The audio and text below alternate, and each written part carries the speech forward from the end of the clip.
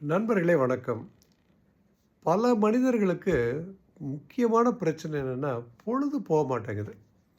எவ்வளோ என்ன சார் பண்றது?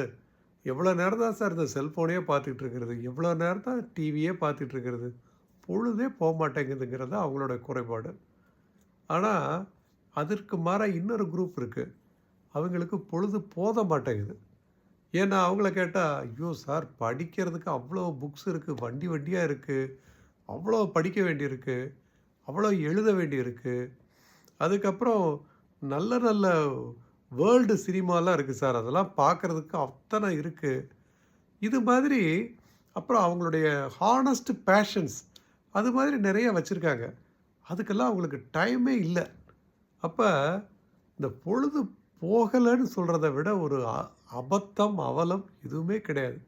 நமக்கு பிடித்த விஷயங்களில் மிக்க ஆர்வத்தை கொண்டோமானால், இந்த மாரி ஒரு பிரச்சனையே இருக்காது.